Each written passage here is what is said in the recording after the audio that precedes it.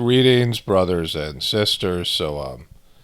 Somebody left a nice comment yesterday, sort of a touching comment, that they had donated a bunch of food to like a local food bank. I went back and looked for the comment. I was going to read it this morning, but I couldn't find it. I don't know if it'd been hidden or. But anyways, it was nice to hear that somebody had done that, and the person also said that they were still doing the prayer with.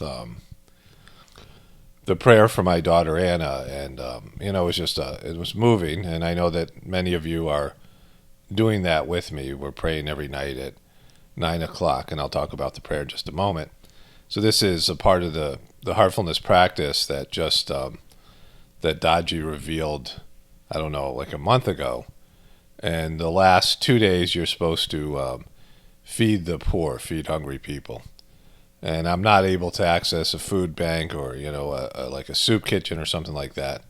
Of course, with COVID, everything's more difficult, but I was able to give some money to this Feeding America, and I checked it out, and again, like I have, I'm just going on other people's words, other people's research, but it seems like this particular charity, most of the money that you donate goes to feeding people.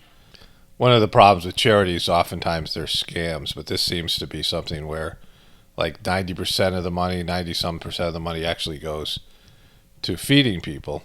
And a number of people donated money to me, I guess, right after I, made a video about my daughter Anna's suicide. And they, I assumed that they wanted me to use it towards this. And so I was able to donate $1,000 to this charity, and it says it's going to help provide 10,000 meals, which, made me feel good this morning. And the prayer is really working. Let me talk about that. This is the prayer, the heartfulness prayer, that's been very effective. So people doing the heartfulness meditation particularly, and this is, like some sort of ancient Indian tradition. Starting on the day of the passing, do meditation for 13 days, praying for the onward journey of the departed soul, and courage and solace for the loved ones left behind. On the 12th and 13th day, serve food to the poor people if possible. And it's been very effective. Like everything in terms of the heartfulness practice, internally, it's helped me work through the process. And I've had a lot of thoughts about Anna and, some of her struggles and the struggles of the family and some of the things that, I went through that were really, disappointing and, just not going the way that I wish they had gone in terms of my family and with Anna and things like this. And just, like almost a cleaning process in the heartfulness system where a lot of these things, just negative things, were cleaned out. And just, I feel pretty good about, her soul moving forward to the next level or whatever she needs to do in the future, like having a better situation and a better, more spiritual outcome in the future, future existence and things like this. And so she did the heartfulness practice for, about a month. She started, and I saw that she benefited. She was really doing well when she was doing the practice. Like I had hoped that she would come back to it at some point because I saw how effective it was for her. She was young. She had just she was 16 when she did the practice, and she went to so many gatherings and, was a part of the heartfulness community, had a lot of friends, kids who were either doing the practice or their families did the practice. And so she was connected to it that way. And, I think that there'll be a further connection in a future life and whatever it might be. And I feel positive about it. I'll make a video when it's all over, when this is day 12. So tomorrow's the last day. Today and tomorrow are the last 2 days of doing this prayer.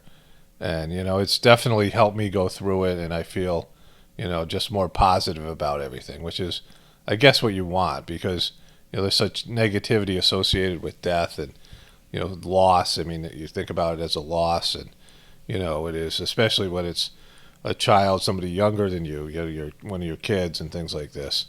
It's really hard to, think of it in positive terms, but I feel like much better about it. I was in such a state of shock when I heard about it, and, but it was a grieving process. There were a number of years that, she talked about being suicidal and self-harming, cutting herself and things like this.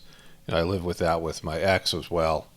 her mom, there was this type of behavior, and it was really took a toll on everyone in the family. I think particularly me, and of course the people that are involved with that behavior. So this wasn't just like something that came around the out of the blue. It was something that it's like a grieving process you go through years, because you start losing hope for somebody. Like, it gets harder and harder for you to see a way that they can turn things around. You have people in your life that they just they're going in a negative direction, and it's just especially when it's a kid, it's just tough. It's just it's always something that's undesirable, and there's always some negativity associated with it.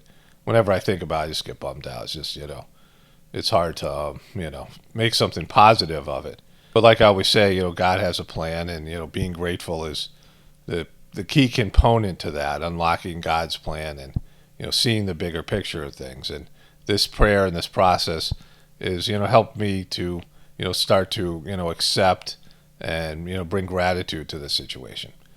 But anyways, there's a number of people who have been doing this prayer with me, and I guess some people have, like I said, somebody left a comment, said that they donated food, which was great. I just and the whole process has been positive. So I wanted to thank everybody who did this, who contributed to this, and be aware of this, that this is something that if you have a loss like this in the future, you can try this. You can do this prayer. You can come back to these videos, and especially for people who are doing the heartfulness system, because the transmission is a big part of this.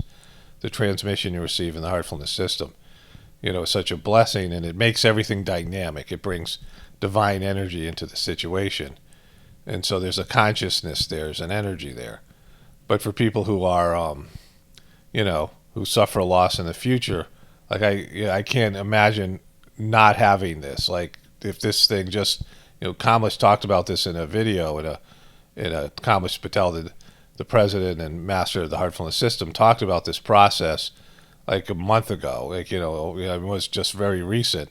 And I happened to see it. Like, I don't always get a chance to see these, talks and things. And I don't know how it would have went for me if I didn't have this, this process. So, it's something for people to keep in mind in the future, because I think we're entering a time of loss. I mean, a lot of people are talking about losing loved ones and going through similar things. And, it is something that helps, the part about moving the soul, praying for the onward journey of the departed soul is just so important, because what we all want for our loved ones is that they move forward and, they go to a better place. And, if they have to come back here, if they're going to somewhere else, that it's, they have a positive journey. Their soul doesn't get stuck here. Their soul doesn't hover around their body, or, get stuck on planet Earth, which can happen. Souls don't make their way back to where they need to go.